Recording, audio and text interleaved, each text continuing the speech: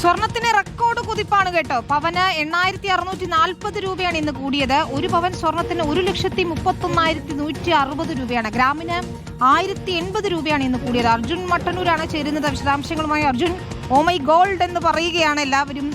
എന്താണ് ഇന്നിപ്പോൾ അസാധാരണമായ ഒരു കുതിപ്പിലേക്ക് എത്തിച്ചത്? നമ്മൾ പ്രതീക്ഷിക്കാത്തൊരു വർധനയെന്ന് കരുതണോ, അതോ വ്യാപാരികളൊക്കെ പ്രതീക്ഷിച്ചിരുന്നതാണോ?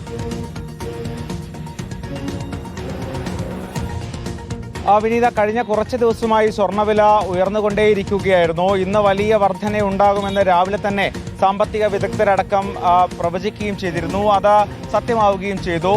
സാധാരണ ഓരോ ദിവസവും സ്വർണ്ണവില ഉയരുമ്പോൾ അത് പുതിയ പുതിയ റെക്കോർഡിലേക്ക് കടക്കുകയാണ് ചെയ്തത്. പക്ഷേ ഇതാദ്യമായിട്ടാണ് ഈ വില വർധനയിൽ തന്നെ ഒരു റെക്കോർഡ് വന്നിരിക്കുന്നത്. ഇന്ന് മാത്രം 8640 രൂപയാണ് സ്വർണത്തിന് കൂടിയിരിക്കുന്നത്. അതോടുകൂടി സ്വർണത്തിന്റെ ഒരു പവൻ സ്വർണത്തിനുള്ള വില 1,31,160 രൂപയായി. ഇത് ഒരു പവൻ സ്വർണ്ണാഭരണം വാങ്ങുമ്പോൾ പണിക്കൂലിയും GST അടക്കം ചേരുമ്പോൾ 1.5 ലക്ഷം രൂപയെങ്കിലും ആകുമെന്നതാണ് യാഥാർത്ഥ്യം. കഴിഞ്ഞ മാസം 23-നാണ് സ്വർണ്ണവില 1 ലക്ഷം കടന്നത്. അതിനുശേഷം ഏതാണ്ട് 30,000 രൂപയിലധികം കടന്നത് ചുരുങ്ങിയ ദിവസങ്ങൾ കൊണ്ടാണ്. ഒരു മാസം കൊണ്ട് 30,000 രൂപയിലധികം വർദ്ധിക്കുന്ന സാഹചര്യമാണ് ഉണ്ടായത്. ഇതിന് പ്രധാനമായും സാമ്പത്തിക വിദഗ്ധരടക്കം പറയുന്നത് ആഗോള വിപണിയിലെ മാറ്റങ്ങളാണ്. അതോടൊപ്പം തന്നെ അന്താരാഷ്ട്ര തലത്തിലുള്ള ചില രാഷ്ട്രീയ വിഷയങ്ങളടക്കം ഇതിൽ പ്രതിഫലിക്കുന്നുമുണ്ട്. പ്രത്യേകിച്ച് US-ഇറാൻ സംഘർഷ സാധ്യതയൊക്കെ തന്നെ സ്വർണ്ണവിലയിൽ കാര്യമായി തന്നെ പ്രതിഫലിക്കുന്നുണ്ട്. നേരത്തെ തന്നെ ഈ ഗ്രീൻലാൻഡുമായി ബന്ധപ്പെട്ട അവകാശവാദം US ഉന്നയിച്ചതിന് പിന്നാലെ യൂറോപ്യൻ യൂണിയനും US തമ്മിലുള്ള ചില പ്രശ്നങ്ങൾ ഉടലെടുത്തിരുന്നു.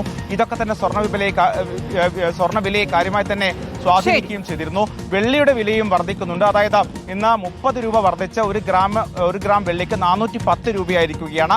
ഒരു വർഷം മുൻപ് 90 രൂപ മാത്രം ഉണ്ടായിരുന്ന വെള്ളിക്കാണ് ഇപ്പോൾ 410 രൂപ വിലയായിരിക്കുന്നത്. ശരി, ഏതായാലും അസാധാരണമായ വർധനയാണ് ഇന്നുണ്ടായിരിക്കുന്നത്. നോക്കൂ, ചിന്തിക്കാവുന്നതിനപ്പുറമാണ്. 8640 രൂപയാണ് ഒരു പവന് ഇന്നു മാത്രം കൂടിയത്. അർജുൻ മട്ടന്നൂരാണ് വിശദാംശങ്ങൾ നൽകിയത്.